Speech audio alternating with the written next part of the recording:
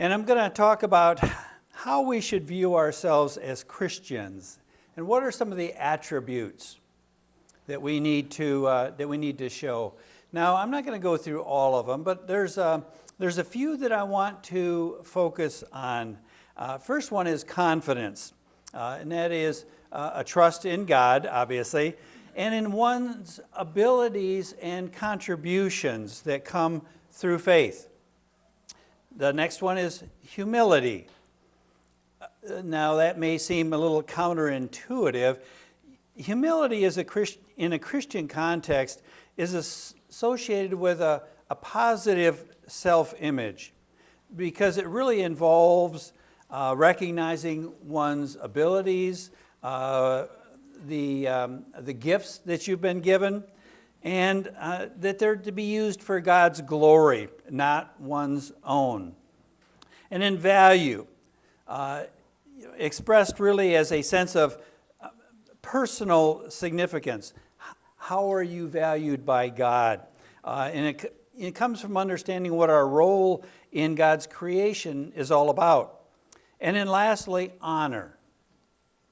Honor can be used to describe the respect, the esteem that one feels from others that are, that are due you because of the other virtues that you express. And it reflects our faith and influence of the actions through what you are doing. Now, all of that will kind of come together as we move along here. So, in setting a basis for this morning's encouragement, I'm going to use a familiar example to a few of us here. The Marine Corps. All right. So I want you to really kind of think about why is it that the Marines have such a sense of confidence and honor in being a Marine? Do the Marines only go out and enlist people that already have these characteristics? No, they don't. They're taught in basic training. So, but there's a reason for that. And that'll all kind of come about as we speak about it. So what are the reasons that, that confidence and honor that the Marines instill? The saying, once a Marine, always a Marine. It's true.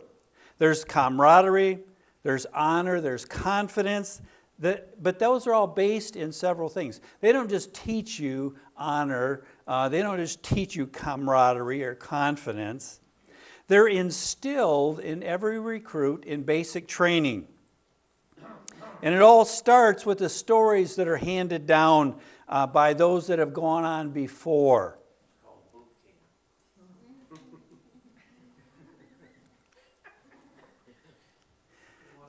Basic training, the other guys. The other guys, yeah. So it starts there, okay? But the way that it is taught is taught about the people and the experiences that went on before, their sacrifices, their courage in the face of the enemy, and most of all their fierce loyalty with their fellow Marines and the Marine Corps. Their motto, Semper Fidelis, means always faithful.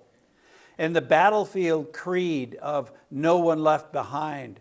They'll sacrifice, they'll jeopardize their lives to go back and retrieve the body of a fallen Marine.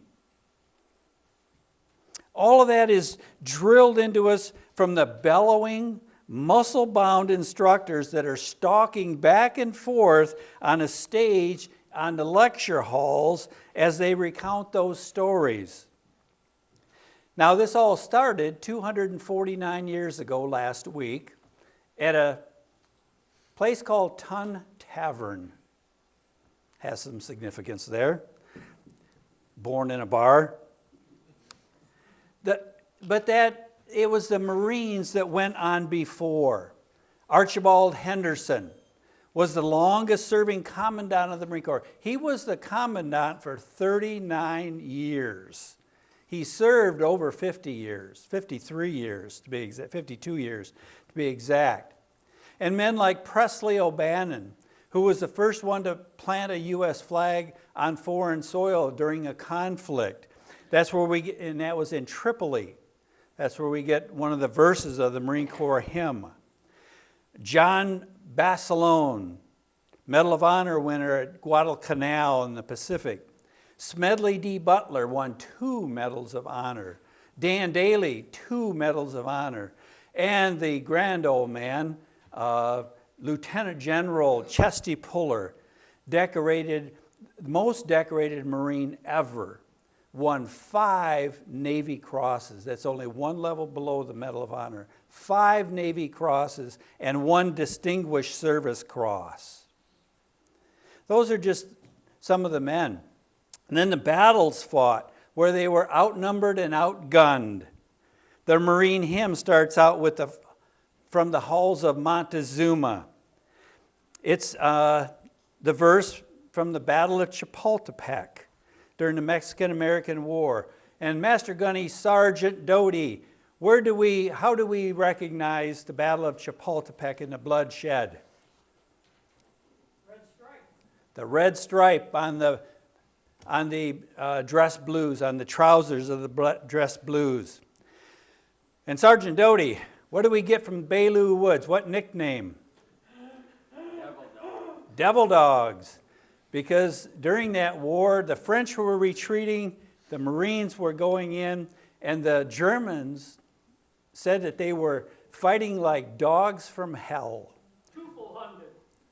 Yes, I forgot the German name. Yes. That was 50 years ago, people, and that's instilled so deep that honor that goes with that. And I don't know if you planned it or not, but all 3 of the songs this morning, there's one of them that in the last one that we 220, I know. In the 3rd verse, it says, "Brothers, we are treading where the saints have trod."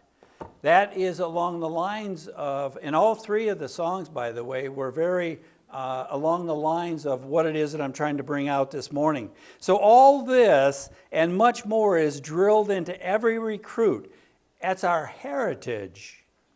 Every Marine stands on the shoulders of those that have gone on before. So I say this all in explanation of how the Marine Corps holds on to its traditions, the camaraderie and the honor and the commitment, because those attributes are instilled into every Marine as their heritage.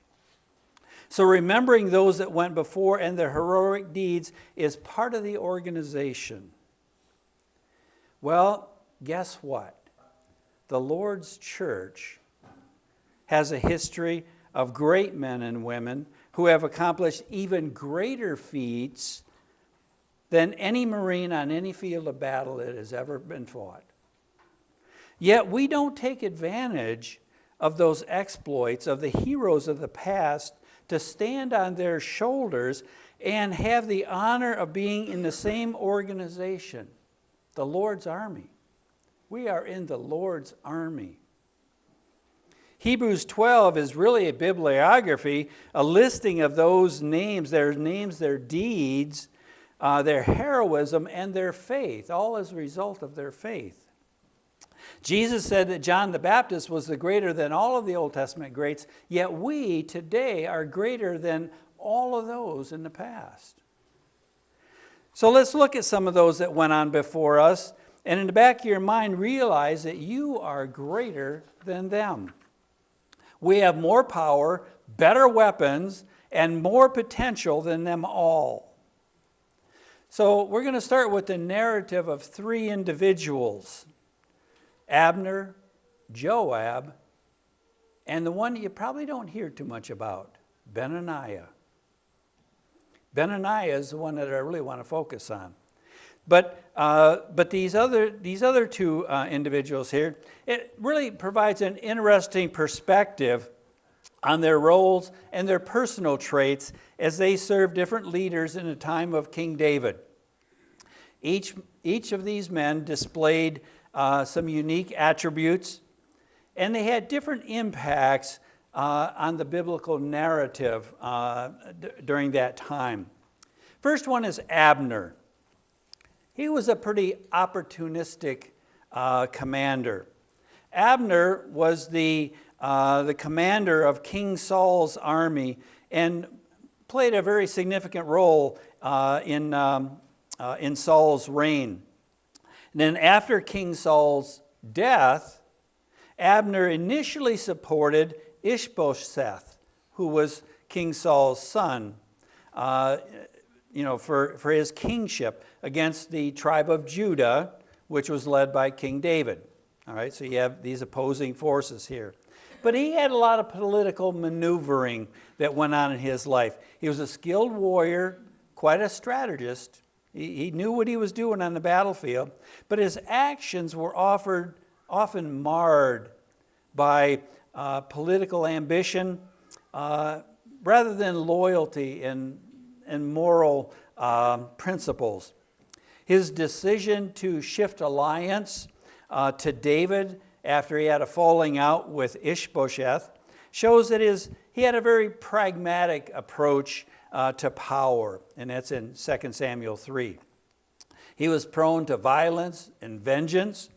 And he had quite a rivalry with Joab, and it led to a lot murder and bloodshed. All right, and it indicates that it was a very brutal time in their history. Okay, that they used violence often to settle scores. And then we've got Joab. Joab he was a pretty ruthless general, and he served as the commander of David's army, and he was a key figure in establishing David's kingship. But he was also, that was probably helped him out on many occasions, was actually David's cousin too. Played a part in his prominent military position. But Joab was fiercely loyal to David. But his loyalty often displayed some ruthlessness on his part and some pretty crafty methods that he used to gain what it is that he wanted. He was instrumental in securing David's kingdom, again, often by pretty brutal means, including the elimination of potential rivals like Absalom, and who was David's son, and even Abner. Abner came to quite an end at the hand of Joab. But Joab was pretty politically astute as well. He understood the dynamics of power and well enough to maintain his military position for quite a long time. But his methods didn't go unnoticed by David. So David, on his dying bed, told his son Solomon, "Don't let Joab go down to his grave a happy man." So Solomon understood what he meant and took care of Joab later. And then finally, Benaiah. Benaiah is the one we really want to take a look at very closely. He was a pretty honorable warrior. He was a commander in David's army, known for his bravery and his leadership. And he later became the commander of Solomon's army as well. He was known for his great acts of courage, including killing 2 Moabite warriors, a giant Egyptian, and a lion in a pit on a snowy day. We'll get to that point a little bit later. So unlike Joab and Abner, Benaiah's loyalty wasn't hindered by political gamesmanship, manipulation, or ruthlessness. We don't see that recorded anywhere. His support for Solomon during Adonijah's attempted, when he tried to usurp the kingship, the throne, illustrates really his commitment to the rightful leadership and the stability of the nation that his father, that King David had established. So when we compare Joab and Abner, both those guys were loyal to their causes, but their actions often reflected a lot of personal ambition or vendettas that drove them. But Benaiah, on the other hand, he showed a purer form of loyalty seen by service to the rightful leadership, which eventually would have been Solomon. And there was no overtones on Benaiah's part. He wasn't trying to gain anything for personal reasons. He wasn't trying to manipulate anyone. Joab and Abner, there was a lot of political scheming, a lot of violence to achieve the goals that they wanted. Not necessarily that were good, but for personal reasons. Both those guys, they were kind of complicated individuals by their morality, certainly questionable actions. They were effective military leaders, no doubt about that. But there's more to being an effective military leader than just your victories in battle. If you're not morally upright and loyal, then all of that then your victories on the battlefield don't mean anything. Benaiah is remembered more favorably, highlighting really his role as a faithful officer who transitioned smoothly, very smoothly, from King David to his son Solomon. Benaiah, again, a lot less prominent in the biblical narrative. You know, there's not as much written about Benaiah. He's more of a guy in the background, if you will. You really got to take a look at all of the things that he's done. He was an exceptional model for leadership. His story is briefly told with the narratives in King David's reign, but his acts of bravery and loyalty shine brightly as examples to each and every one of us today. 2 Samuel 23, 1 Chronicles 11, they introduced Benaiah there as a valiant fighter who achieved great, performed great achievements.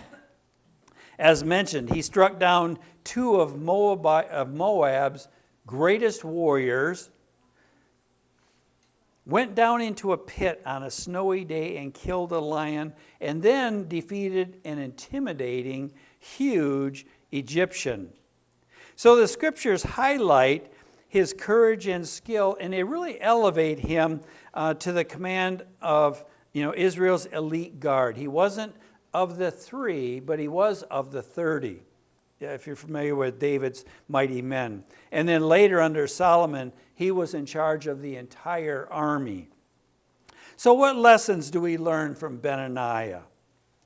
How is he one of the heroes that we should look up to? One of those shoulders that we should stand on? The courage to face a lion. Imagine a cold, snowy day, ground is pretty slippery, visibility pretty low, when most of the people would probably be inside trying to stay warm. But there's Benaiah finding himself face to face in a pit with a lion. I mean, I can't imagine being in the same field, flat field, with a lion. And if I've got a huge weapon, okay, grenade launcher, light assault anti-tank weapon, a law, because they're pretty quick, But he jumps into a pit. It says he goes down into the pit. He wasn't in the pit and the lion jumped in. It says he went down into the pit with a lion. Think about that. I mean, a lion is a pretty impressive beast. I mean, they're... a house cat is hard to hold on to when they don't want to be held on to, right? They are really tough to hold on to. And I couldn't imagine a bobcat. I've heard stories about how brutal they are. And they're only yay big.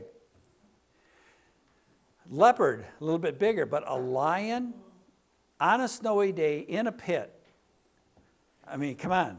I mean, I think that probably beats Presley O'Bannon and even Chesty Puller. Forgive me. So, less than ideal situation, obviously.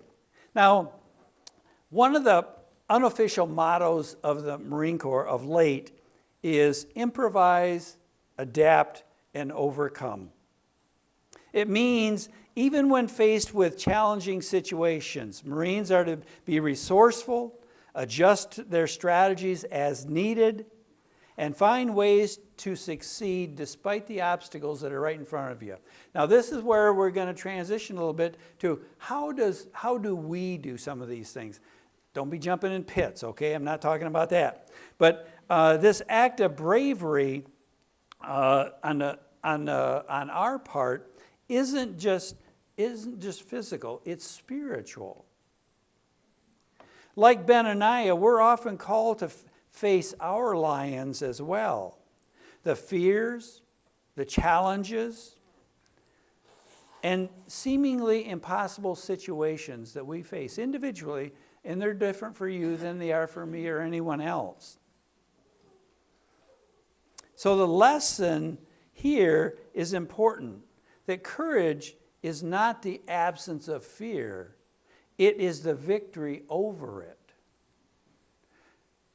No one on a battlefield,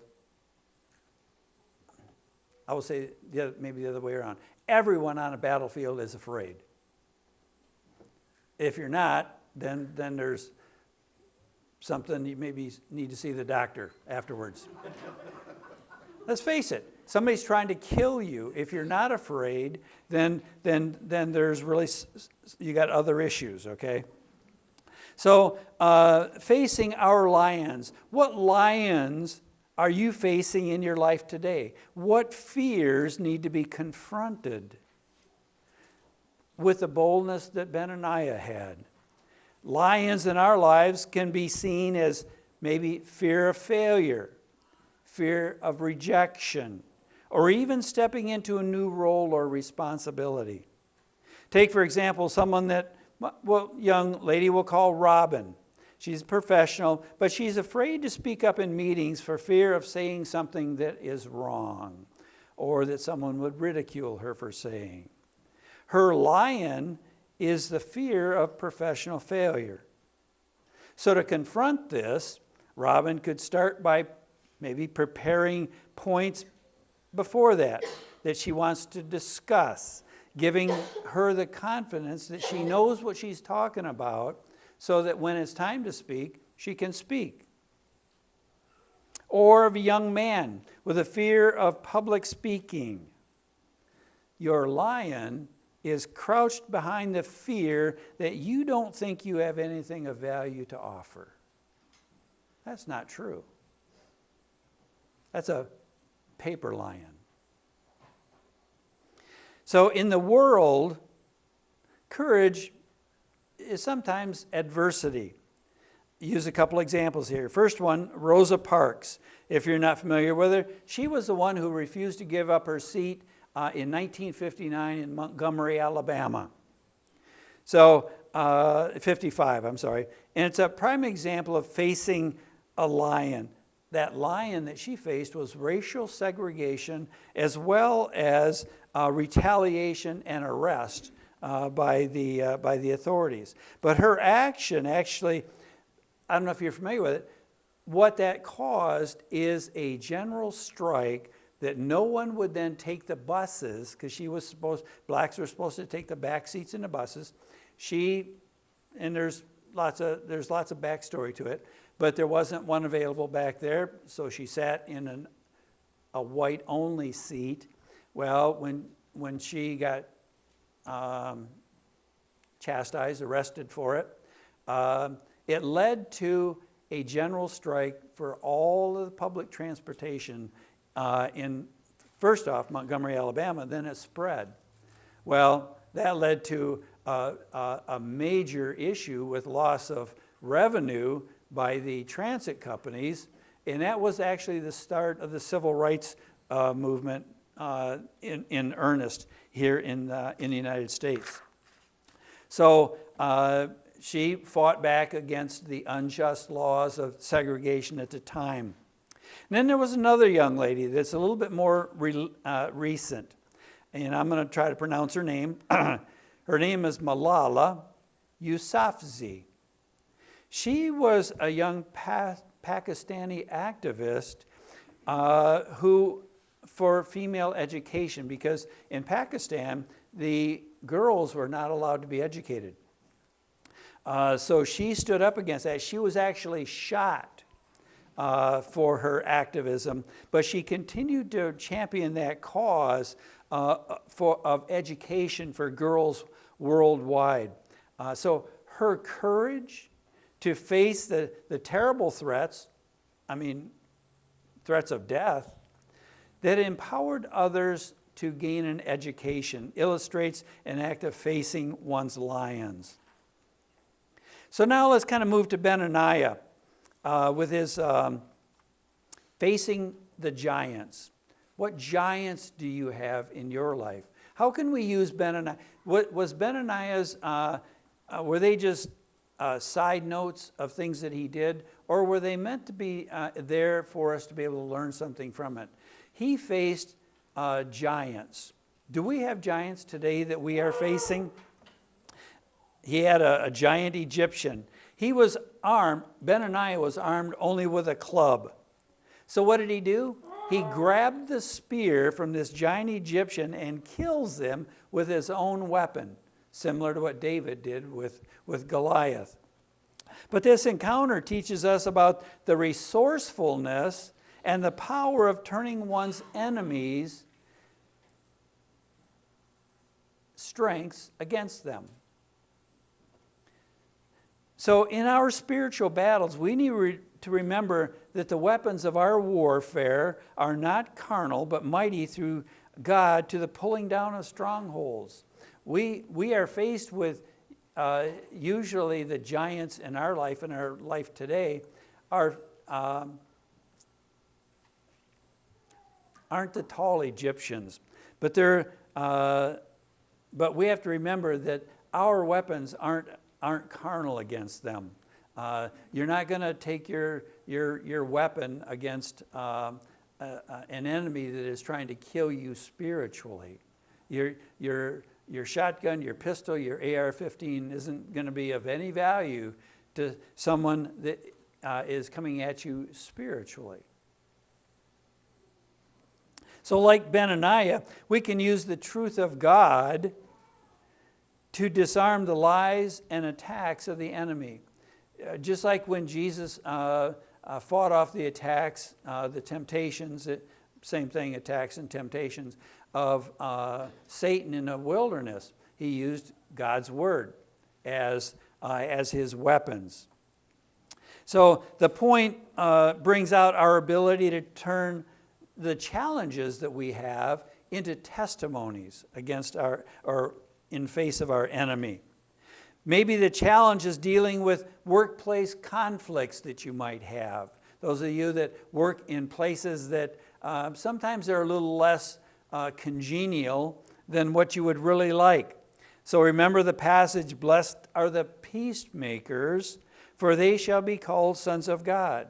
So instead of seeking retaliation, then maybe reconciliation and understanding is what we should really use.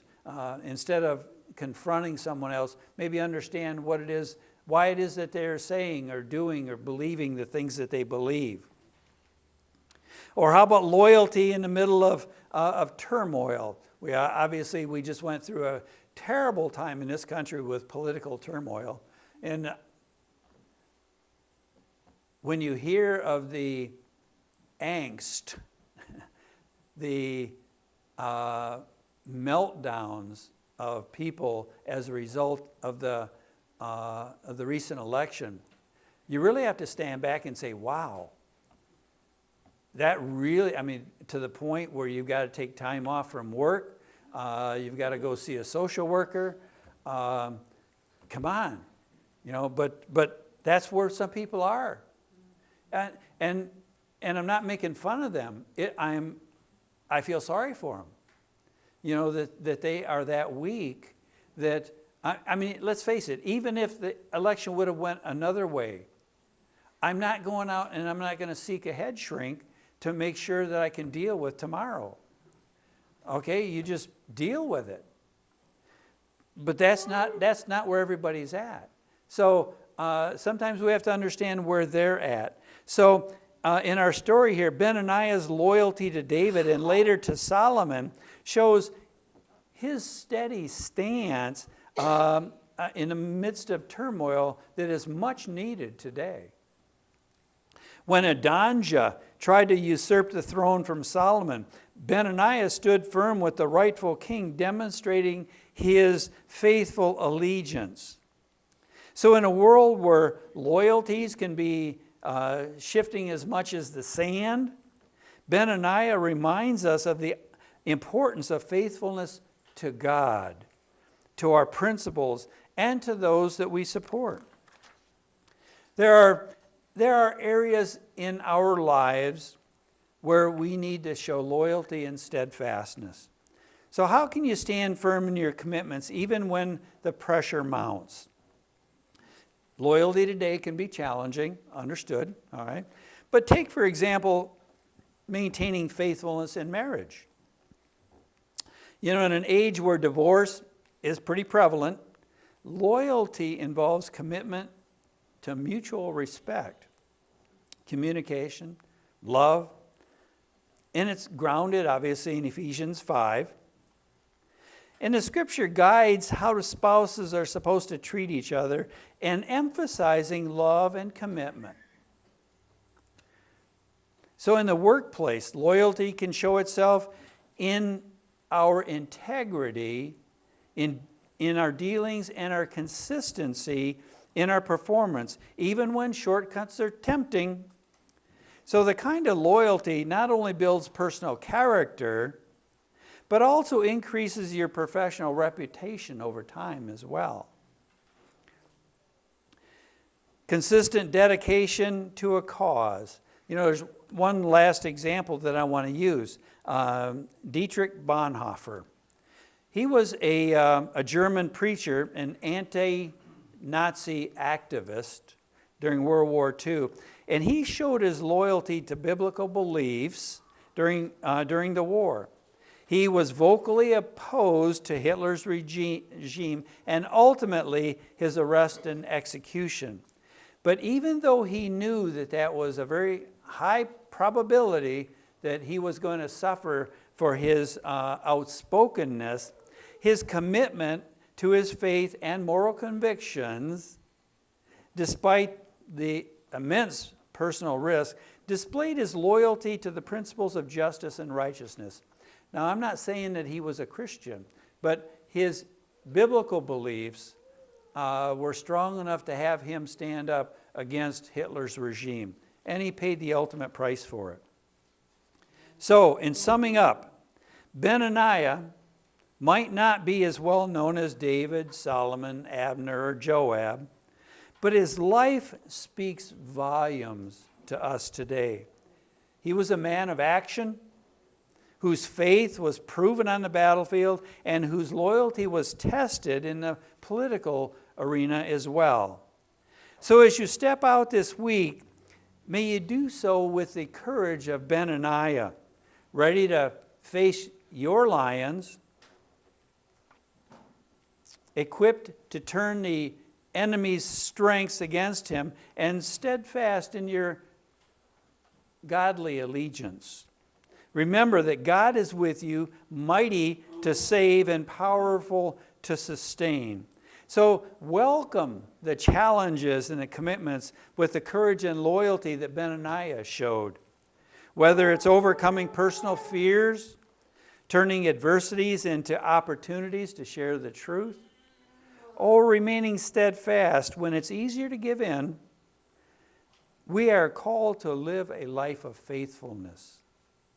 So just like the history that is drilled into each Marine, It's, you know, it comes from the history of those that went on before. The church has much more history, greater heroes than any Marine that ever lived. So we have to remember that and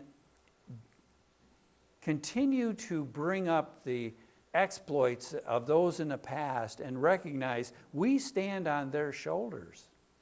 We are in God's army, our Marine Corps.